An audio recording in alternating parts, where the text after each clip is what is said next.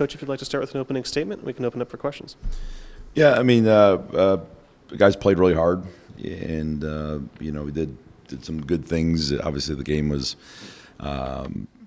76 free throws and 55 fouls called. It kind of takes a little bit of the flow out of it.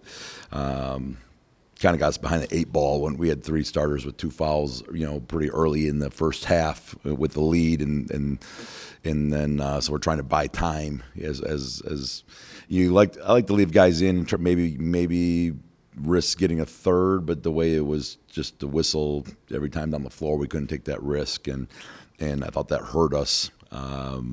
In that first half, and that little run was kind of the difference in the game. But yeah, just game where we got to make more shots. We got to make more free throws. We've got to perform better on the offensive end. Coaches, or questions for Coach?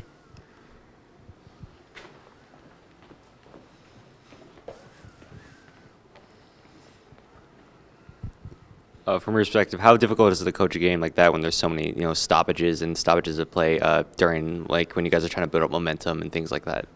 Yeah, I mean, it's very opposite of what we're trying to do. We're trying to get the ball and go. We're trying to spread and attack and do all those things. And when the game's just clutch and grab, but in just a whistle, I feel like every time down, it took away some of the aggressiveness on both teams and kind of made it into, who at the end of it is going to have a few less fouls is going to win.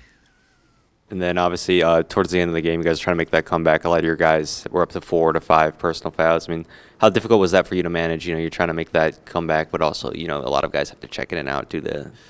Yeah, I mean, it does. I mean, just like in the first half, when you guys get 2 and you're sitting and you're playing, some different guys, different lineups. Now, in the second half, you're trying to pressure and you're trying to get a comeback. You're trying to press, but you also have 3 guys out there with 4 fouls. You're maybe not as aggressive as you need to be, and so then it just changes the game. It changes the game without a doubt, and it's just part of how it goes.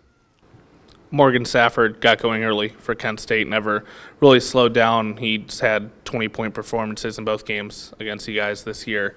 What was difficult in guarding him, keeping track of him today for you guys, you think, and just the kind of success he's had in both games against you? Yeah, he got a good look to start. You don't want that first 3 to be a good look, and he got a good look. A kind of sprung 3 from the zone. We had a breakdown where we kind of got out of position, didn't get to him, and so he sees the first one go through, and then you could kind of tell he was feeling it because he was letting that thing go really, really fast and deep. So hats off to him. He played really, really well, and he drew 6 fouls, and I think it's hard when you're a good offensive player and it's just not a lot of physicality allowed. You can really put up some points in a hurry, especially as aggressive as he is. You really went at Gillespie early, getting him out of the game with foul trouble, and same with Whaley Jr. How did that kind of help the team early in the game kind of find a flow? Yeah, I mean, we kind of saw on film some things that we liked. Both very good players, and we wanted to try to make them work on the defensive end as much as possible. And but we got to finish. I mean, too many times we got down there and missed layups at the rim point blank, and that's not acceptable. We've talked about it kind of throughout the season. One of these games where you've struggled from behind the arc, kind of how do you move past this, especially going into a big game against Miami? Yeah, I mean, you hope as the roller coaster of our shooting goes that the next one is one of those, 12 or 16 games that we've had. So you hope it's a very unique group where, and I've never been part of a group where kind of your group of shooters go hot and cold together. Because it looks, you look at it and overanalyze it, and you say these looks are the same, and you get some clean ones, and but I mean that's how it goes. We shot it really well on Saturday, and today not so much. Yeah, it seemed like there at the end, the defensive pressure was able to get you all back in the game with that full court press. What did you make of the team's efforts late, kind of pushing back there? I believe cutting it to, I believe it was 2 or 4 at one point there in the final minutes.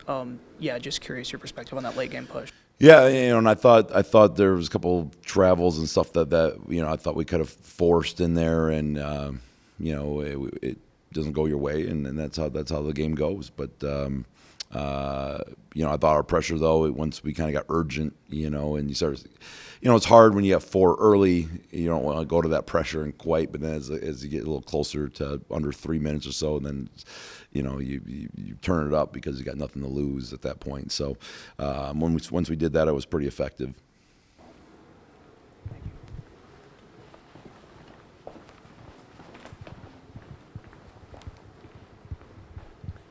With the Miami game on Friday, just your overall thoughts on the season they've had and the team's mentality going into that one.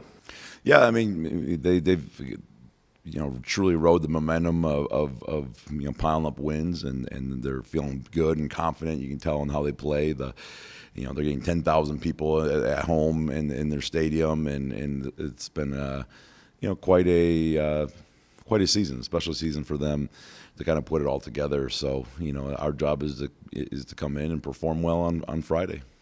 There was just a lot of fouls called during this game. How do you kind of get into a flow with the stop and go kind of action that this game kind of had? I feel like we just have to stay more solid on defense. We always practice it, but we just gotta keep our hands up, keep them back, so the refs see it, so they have to call it. Troy, I mean, you had a pretty solid night on the boards. How tough was it going up against a pretty solid rebounding team in Kent State that's one of the leaders in the MAC? I mean, I feel like it's kind of the same. It goes. I think the whole MAC is tough. So when it comes to rebounding, we all know that every team has their tough ways of trying to rebound. We just make sure that we box out and go pursue, and that's what we do. Question for both of you guys. Kent went on a 12-0 run to finish the half over the last 6 minutes change. What do you think went wrong for you guys in that run at the end of the first half? I feel like we started getting stagnant. Also I think we turned it over a few times during the end of that half. So taking care of the ball, just moving it, making the right play, I feel like we would have been good in the first half. And then Morgan Stafford has now had 2 20-point games against you guys this season. What's so difficult when it comes to guarding him for you guys? It's not that more that it's difficult. It's more that we just need to pay more attention to man on the floor and knowing the sky report, knowing where he's at. I feel like we got lost a couple of times. That's not knowing where he's at on the field, especially because Sam told us he was going to be hot. He comes in here, he's going to be hot. Like, he's not going to pass the ball, he's going to shoot it, and that's exactly what he did. So we just got to listen to each other and stick to our principles. Just looking at the shooting numbers for both teams, it looks like neither team quite reaching 40%. For you all, did you feel like with the amount of foul calls, the choppiness and the flow of the game, that maybe made an impact in how the outcome of the offensive performance played tonight? No, I think it's more focused. I mean, we always shoot. We know we can knock them down, but just being focused, stepping up and knocking them down is better, and also stepping up, hitting our free throws. I feel like that was a big deal during the game also.